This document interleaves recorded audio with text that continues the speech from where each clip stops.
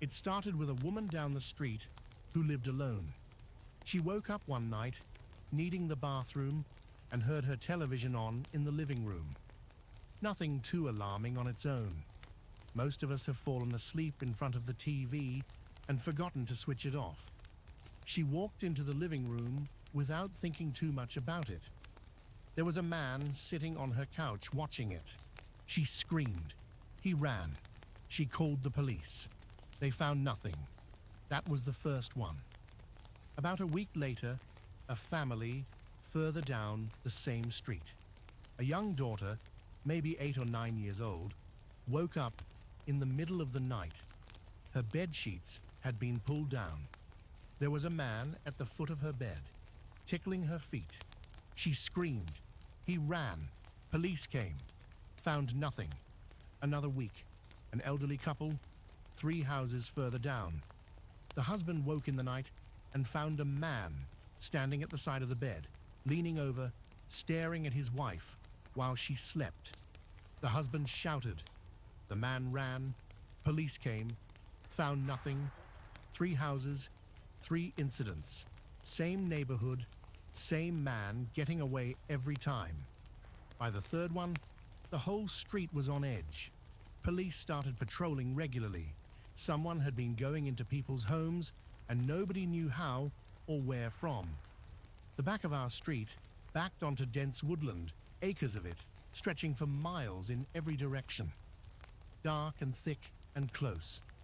They eventually identified the man from descriptions, put his face on a flyer, and distributed it to every house in the neighborhood. He'd been living in those woods, in a tent, for upwards of a month. That's where he'd been going each time he ran, back through people's gardens and into the trees, back to whatever he had set up in there, while he spent his nights walking into people's houses. Now, this is where my family comes into it. We were in the same neighborhood. Our house backed onto that same stretch of woodland. One night in the middle of all of this, windows open, hot summer, sliding glass door, cracked, with just the screen behind it, our dog did something I'd never seen him do before. He jolted off the floor out of a dead sleep, every hair on his back standing straight up, tail rigid, a growl coming from somewhere deep in his chest that I didn't recognize as his. This dog was the gentlest animal, never aggressive, never fearful. Whatever he was sensing in that backyard, it turned him into something different. My dad hit the floodlight over the deck. Nothing visible, just the dark yard and the fence and the trees behind it. The dog kept growling at the exact same spot. We kept the screen door shut and stayed inside. Eventually, the dog calmed down. We all went back to bed. The next morning, we went outside and found the lock on our back gate broken.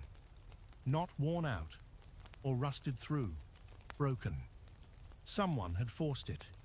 He'd been back there, standing in our garden in the dark while my dog growled at the screen.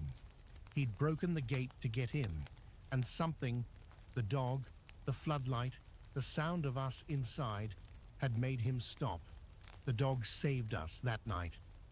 I don't say that lightly.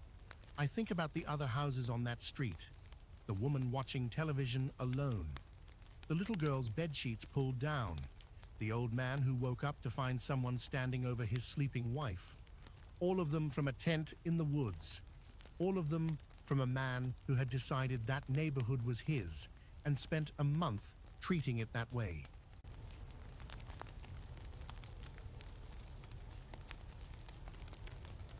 My dad is a quiet, observant person. He notices things. It's probably why this story affected him as much as it did, because he'd looked this man in the eye dozens of times, exchanged small talk in the hallway, and seen nothing. He lives alone in a higher-end apartment building. Clean building, good security, the kind of place where everyone looks like they have their life together. His neighbor across the hall was a man in his early 30s, well-dressed, professional, the The kind of person you'd describe as put together, if anyone ever asked. Nobody asked, not until the morning the police showed up. My dad came home at around 5:30 in the morning from an early start. There were officers standing outside the door to his neighbor's apartment. They stopped him, asked if they could ask a few questions, and he invited them in, made them breakfast. That's my dad.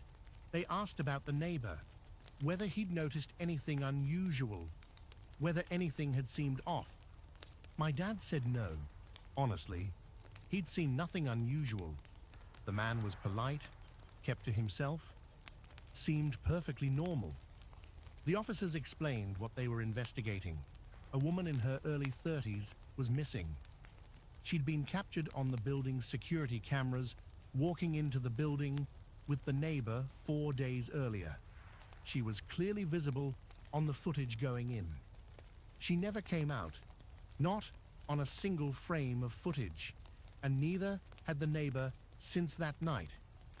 They monitored the apartment all day. No movement, no response to knocking. At 5 in the afternoon, they finally had the warrant. They went in. The shower curtain was missing. Not taken down, gone, with its rings. And on the bedroom floor, scattered and out of their bag, were golf clubs. The neighbor was arrested. 3 weeks later, a runner found her body in Woodland, about 45 minutes south of the city, on the side of a bike trail. My dad said the police didn't tell him what state she was in. He didn't ask. That was almost the end of it. But 2 months after that, investigators went back through the security footage more carefully, looking for anything they'd missed, and they found it. Footage of the neighbor leaving the building the night she disappeared, alone, carrying his golf bag. My dad told me he thought about that for a long time before he understood what he was looking at. The clubs had been scattered on the bedroom floor. They'd been removed from the bag before the investigators got there. A full-size golf bag will fit a lot of things that aren't golf clubs. He's lived in that building for years since then. New neighbor across the hall now.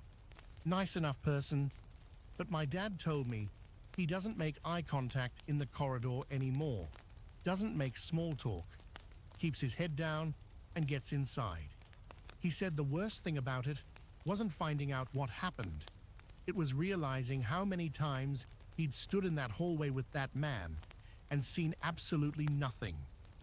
That the face of someone capable of that looks exactly like every other face.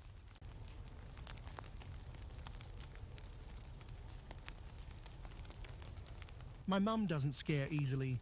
I want to say that first because I think it matters. She raised 3 kids mostly on her own while my dad traveled for work. She's the kind of person who handles things. Broken windows, sick kids, cars that won't start at midnight. She doesn't panic. She doesn't call for help unless she has to. What I'm about to tell you is the one night that changed that, and she still won't talk about it in detail. Even now, my dad was away on a work trip. It was just her and 3 kids, me included, in the house. I was probably 9 or 10 at the time. We lived in a rough neighborhood, not the kind of place where you thought much about leaving a window unlocked, but not the kind of place where you thought much about anything like this either. It started around midnight. A knock at the front door. Mum woke up and went to the door, called out asking who was there. No answer. She waited, called out again. Silence. She figured it was kids messing around and went back to bed. 30 minutes later, it started again. Same knock, same rhythm. She got up and went to the side window, the one that gave a view of the front porch, and looked out. Nobody there. The porch was empty. She didn't go back to sleep this time. She went to her bedroom, got my dad's double barrel from where he kept it, and came back to the living room. Sat down in the dark, lights off, gun across her lap, waiting. The knocking came back. She shouted through the door, told whoever was there that she was going to call the police, and that if anyone tried to come through that door, they would regret it. She meant it. I know she meant it because I heard her voice from my bedroom, and even half asleep, it woke me straight up. The police came. They searched around the outside of the house with torches, walked the perimeter. Then one of them knocked on the door and asked my mum to step outside. He had something in his hand, a length of barbed wire, about 4 feet long. He'd found it on the ground right next to the front door. He told her what it was for. He told her calmly, the way police are trained to be calm when they're saying something that isn't calm at all. Whoever had been knocking was planning to use it when she opened the door. They knew she was home alone, with children. They were waiting for her to open that door to see who was there.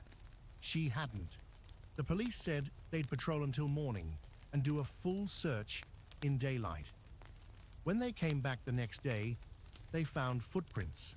They tracked them around the outside of the house, around the side, around to the back, to my bedroom window.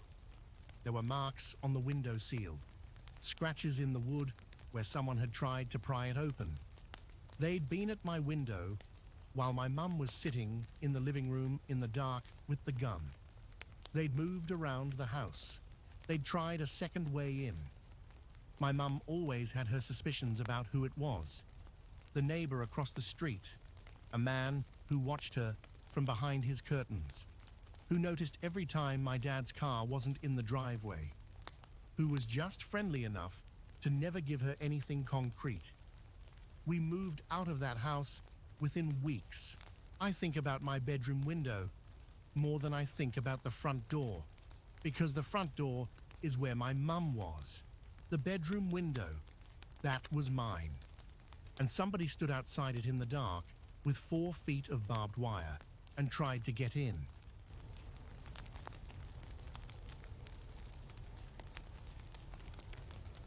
We moved into the house in early spring. New street, new neighbours, fresh start. I was in my mid-20s, my first place that was fully mine, no flatmates, no shared walls. I remember standing in the empty living room thinking I'd finally made it somewhere. The neighbour directly opposite introduced himself the first week. 50s, quiet, lived alone as far as I could tell. He brought over a bottle of wine. Seemed normal. I thanked him and closed the door and thought nothing more about it. The first thing I noticed was the curtains. Every time I came home, every time I left, every time I was in my front room, his curtains moved. Not in a wind, a deliberate shifting. The kind that happens when someone is holding them to the side, just enough to look through and lets go when they think you've noticed.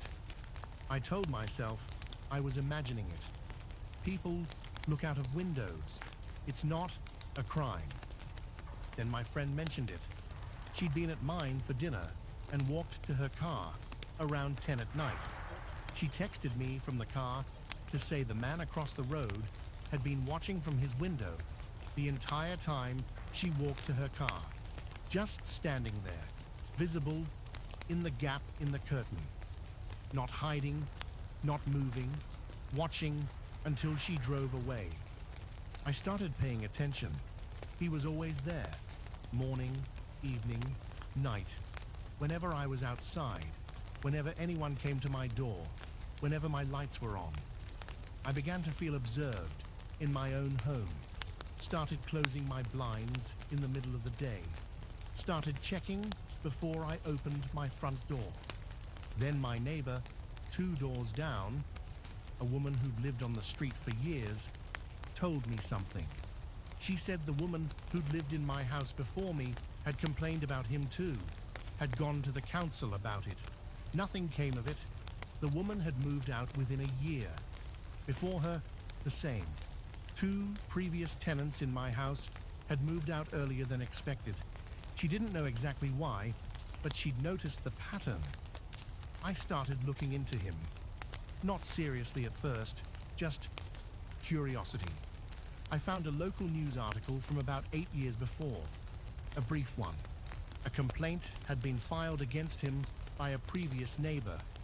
The details were vague. It had gone nowhere. I found a second article, older, different address. He'd lived somewhere else before. A woman in that street had taken out an injunction. The article didn't say what for. 2 addresses, multiple women, the same slow, patient watching. The night I decided to move was an ordinary Tuesday. I got home from work around 7, let myself in, went to the kitchen to make dinner. I hadn't been in the house 20 minutes when I heard something outside. I went to the front window and looked through the gap in the blinds. He was standing on the pavement directly in front of my house, not across the road, on my side, looking up at my window. He wasn't doing anything, just standing there in the dark, looking at the window. He knew I was behind. I stood very still. He didn't move for a long time.